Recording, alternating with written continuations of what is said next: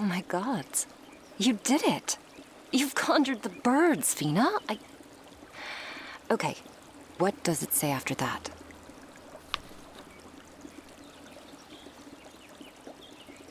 Right. So this is the part that I warned you about. Where we must be cautious. For if we are anything less than steadfast in our faith and movements, the incantation will backfire. The consequences can be deadly. And before you get upset with me, I know I did not tell you beforehand, but that was only because I knew you wouldn't risk the spell had I warned you.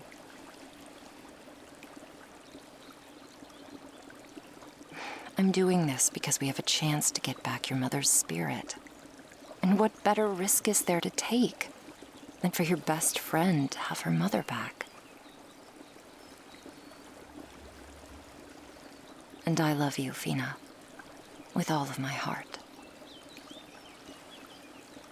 Now focus, and tell me what is next.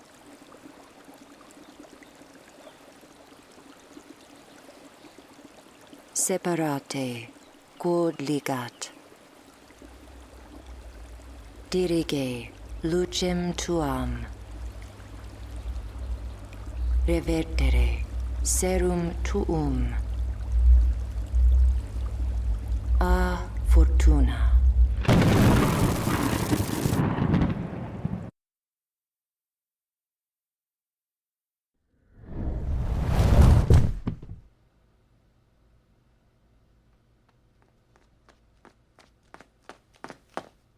My gods, are you all right? Can you hear me? No, don't try to get up. You've been badly wounded. I should really go and get some help, but... How did you get into Elysium? I did not think it possible for anyone from your realm to still enter.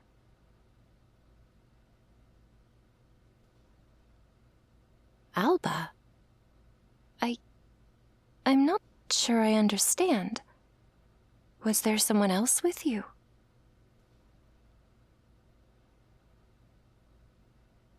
I'm so sorry, but you appear to be the only one who made it through alive. Hey, no, you can't scream. Please, you must be quiet or the guards will be alerted to your presence here. What is it?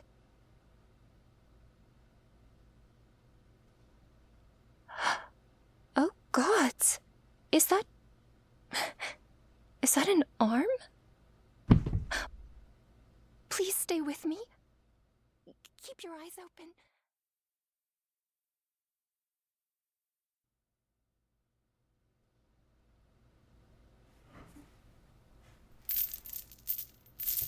Good to see you are still with us, child. No need to attempt to break against your bonds. The charm on the cuff can only be dispelled by magic we both know you do not possess. If a simple incantation left you wounded and displaced, and your companion shredded to ribbons.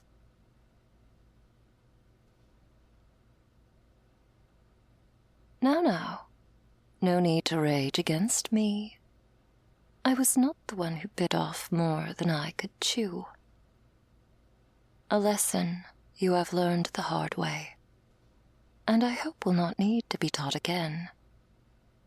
You will rest here in this cell while we await your escort back to your own realm.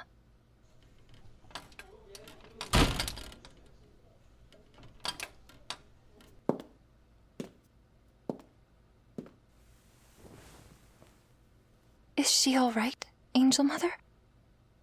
Perhaps it is time you worry less about a rogue succubus who broke into our realm, and more about why you are still not taking your lessons to heart. I'm not sure I understand. I've completed all of my lessons. Madame Celine has even allowed me to visit the upper libraries on my own, and That is not the tale I've been told, child.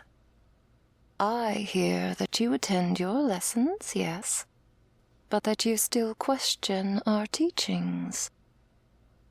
Pushing back against your elders at every turn will win you no favors when it comes time to sit your evaluations, Layla. I just don't understand why we can't do more. If it is our job to answer prayer, to answer the calls of those in need, why do we remain locked away here in paradise? Oh, my child, you have much yet to learn about our role in all things. Imagine if we answered every call, if we were subservient to the whims of those in the human realm. Would we ever see an end? Could we ever do enough to satisfy their endless demands? So, because you cannot meet all of their needs, we instead choose to ignore them all? We sit back in silence as their suffering grows, year after year. I just think that... And that is where you err. It is not your job, nor your place to think. You are an angel in training, and you would do well to remember that, to remind yourself of your role. It is simply not our place to bend their will. One day you will understand that there must always be an order to things. There must be order and rankings, or we would descend back into the chaos we were forged from. Do you recall your studies of our history? Of the dark days in which the rift was formed between Elysium and the fallen realm of Obscuratus? I suppose I have a basic knowledge of the days of fragmentation, yes? The battle between Xavia and Archangel Basilius divided us into two factions.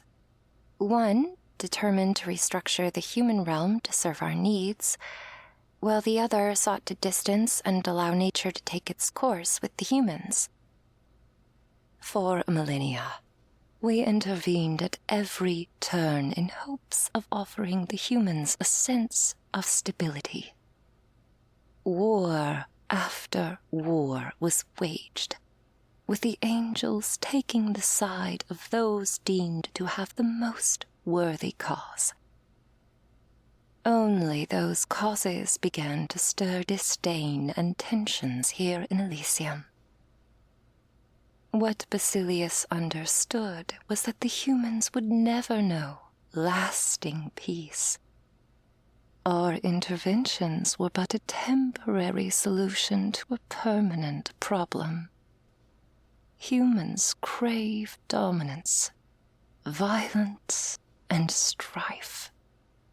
They are molded and defined by their ability to overcome what they themselves set into motion. Without strife, they become restless, and in seeking to fill their own boredom, they find new and worsening ways to war with one another. What I don't understand is why that must keep our two realms at odds to this day. Why my speaking with Seraphina, even helping her mend her wounds, has to be forbidden.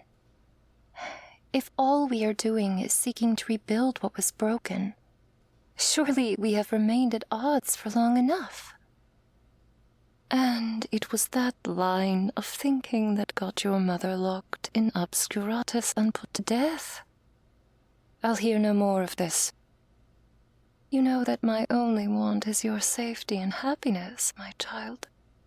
Why must you battle me at every turn?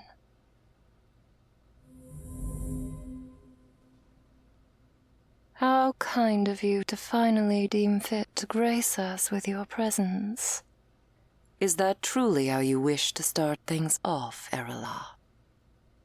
I could have left the child in your care for some time.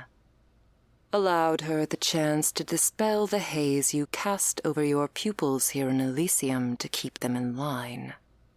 Yet here I stand. For which I am thankful.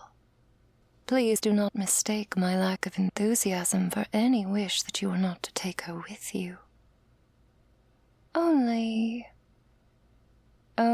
that I cannot help but be troubled by her ability to enter Elysium in the first place. Should she not have been under a guiding hand in Obscuratus, as we have our pupils here? Someone to ensure she not go wandering, igniting wars these young ones are blessed to have not given blood to halt. I will pretend you are not questioning my methods when you've not the rank to do so. Though I've a mind to take the matter up with Hera in my upcoming visit. Advise her that the present angel mother has grown too focused on her own motives to herd the flock appropriately.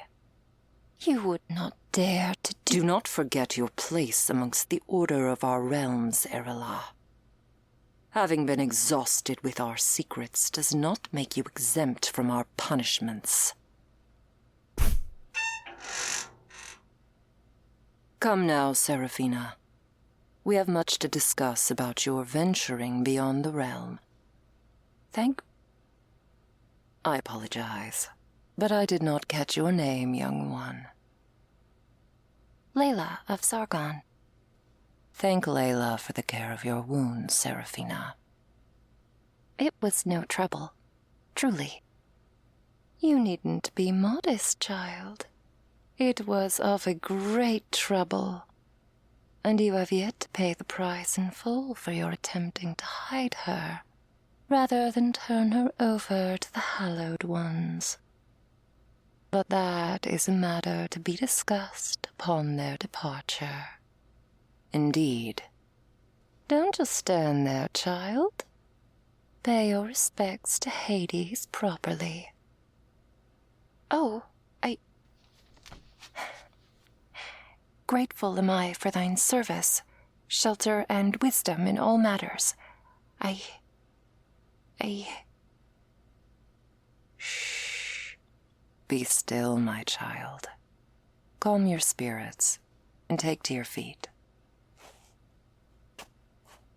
You know, you remind me of someone I hold quite dear. She too questions the order of things. And though your angel mother attempts to rule you with an iron fist, I'd advise you keep that curiosity of yours alive, just as my dear Veda has. I really must object to this. In fact, I'd be remiss in my duties to the next generation if I were to keep the two of you apart. You see, I've always believed that we learn the most from those who are different from us.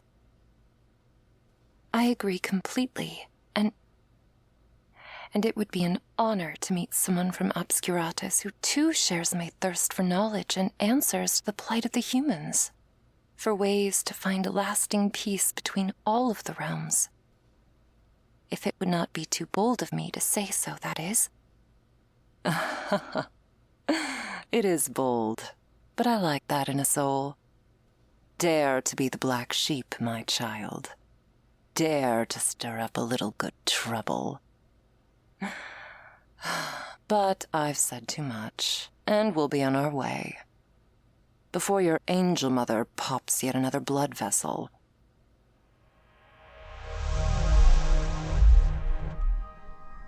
Don't think you're free and clear of your transgressions, Seraphina. Home with you.